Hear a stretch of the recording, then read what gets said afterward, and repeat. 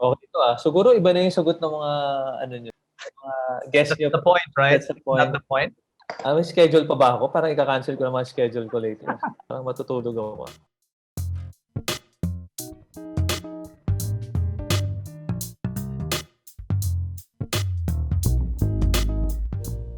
Hi, I'm Badong Abesamis with Herbert Hernandez. We're doing 5 shots with Esquire.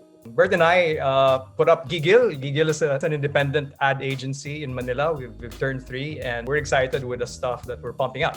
So we thought maybe we can name ourselves Gigil, no? Because we're sort of like proud to be Filipino. We're fiercely Filipino. And we think that passion is really a differentiator. And may line kami, maraming magaling for sure naman, pero ilan lang yung gigil. I'm drinking a brew from Benguet. Red wine. Kinuha ko lang to sa stock ng wife ko. Hindi talaga ako drinker, yung wife ko yung drinker. So, yun, red wine. Pag asawa mo si Herbert, talagang iinom ka. Mapapainom ka.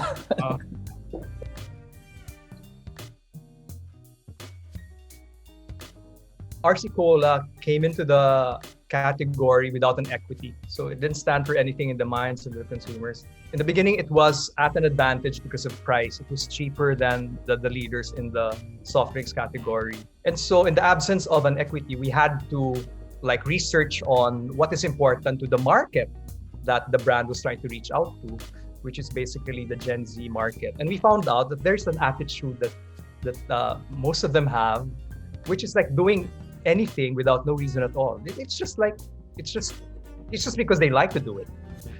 So basta, that feeling, basta, wala lang. I just like to do it, basta.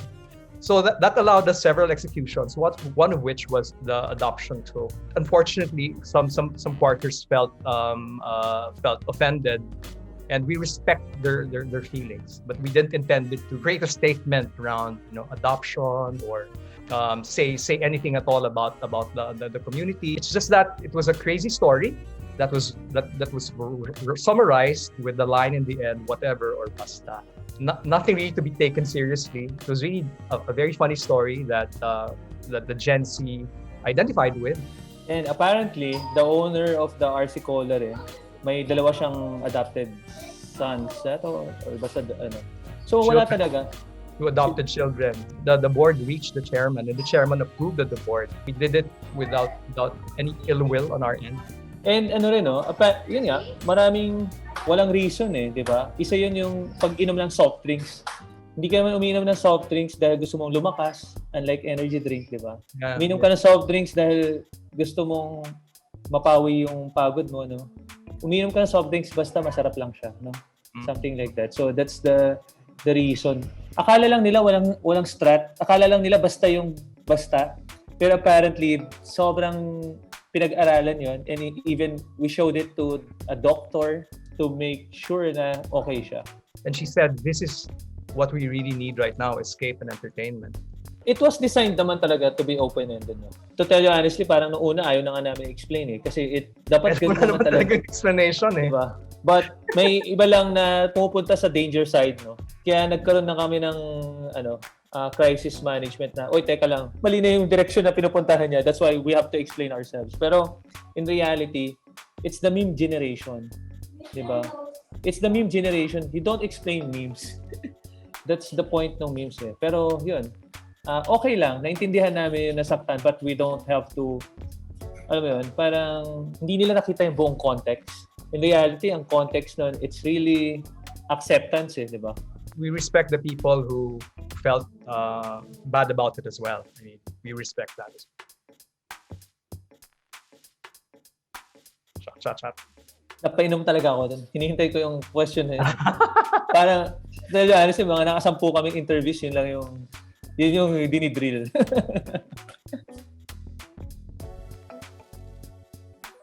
We're perfect opposites. I mean, Bert is a rock star, and I used to be part of a church choir. So we're diametrically opposed. I'm an introvert, Bert's an extrovert. Perfect combination din talaga. Yin-yang ba yung term na yun? Yung metaphor nga namin sa sarili namin, parang si Bert yung yung gas pedal, ako yung brake. Yeah. So wala kaming mararating kung puro brake. Pero madidisgrasya naman kami pag puro gas. So parang you need both pedals to get things running. Yeah. Not to mention naman, syempre, no, to acknowledge other parts of the car, no. May mga cambio kami, may mga manubela kami. Pero those things lang yung kami dalawa ni Badong. Iba yung expertise niyan. Well, copy-based si Badong. Art-based naman ako. Art-based. So, it's really a perfect combination naman. Kailangan ko din makita yung mga work na dumaan sa kanya. And ganoon din, yung mga work ko rin dumaan sa kanya. So, nagka-system na kami. Mutual kami dapat, no, Badong? Yung hanggat hindi isa sa amin convince, hindi mag-go, hindi tatakbo. But even the best of marriages have conflicts, right? So parang we're not discounting that. Yeah. We're running into like conflicts. But generally parang we're okay. Okay.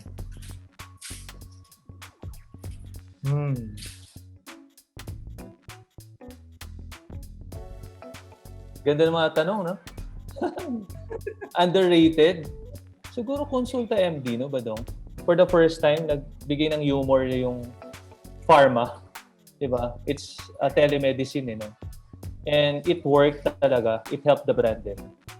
We launched our second agency last year. So it's called Katok. So Katok is the sibling of Gigil. Katok kasi crazy.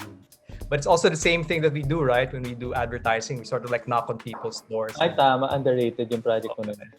Parang we produced a Facebook Live event in which we had a mom give birth. So she was literally giving birth Facebook Live. Actually. And it was Si Badong lang gumawa. And then in the end, when the doctor asked her, ano pa pangalan namin sa anak nyo? And then we coached the mom to say, Katok.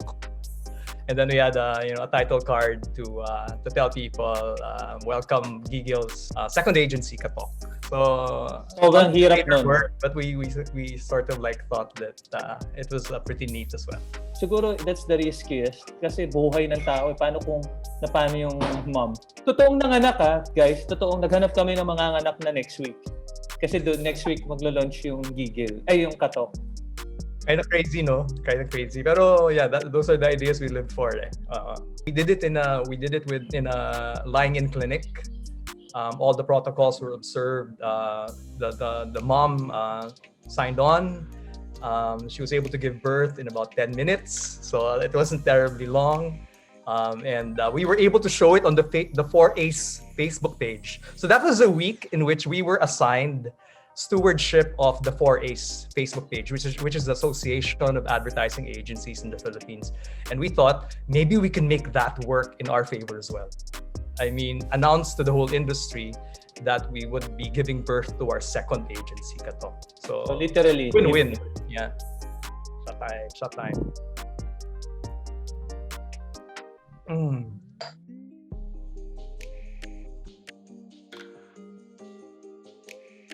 Candidly, naisip ko the Independent Agency of the Year and Creative Agency of the Year. Kasi mga multinational companies ang number one doon eh. In last year, nakasingit kami, di ba? Yeah. And it's the first independent agency. Na to tell you honestly, wala pa kaming office. Wala pa kaming office. Can you imagine? An independent. Sobrang rock and roll lang kami, di ba, Dong? Winning Creative Agency of the Year in the Philippines. Kasi yung RC Cola, isang team lang yung gumawa nun eh. But winning Creative Agency of the Year for the Philippines, buong agency yun. Lahat nanalo kasi. Lahat ng team namin may merits. Pero what was thrilling also for me was when parang we got space and were written about by Fast Company. Ay, oo. So that was a big deal to me because I got the news from my ex-boss who's Australian. And then he was saying he was so proud because in the same article, he sort of like knew 3 sets of people. And then he also knew us. For our boss to have said that to us was really very gratifying. More than virality, we want to be headline. Kasi if your idea is worth putting it on a headline, maganda yung idea mo. So, ayun yung goal namin. Maging worthy siya ilagay sa mga katulad ng Esquire. Yeah. I mean, this is a proof that if the idea is brave and good. Media will cover it because if it lands in culture, if it moves culture, it gets talked about, it will move people and it will move the product off the shelf. So, and when that happens, client will also be moved to give us more opportunities to do good work for them. I mean, braver work, which sort of like sets the cycle going again. So to me, what's very important is really make a difference in their business with great ideas. Well, once we do that, that'll allow us to do better ideas or great ideas again. And then those ideas, we enter into award shows and then we win. So the project really is the task, which is really making product sell. Wala na eh, no? Wala na. Lugi ako eh. Ako yung hindi umiinom, tapos ako yung nalasing. Hindi ko na alam kung attend pa ako na 5 o'clock ko.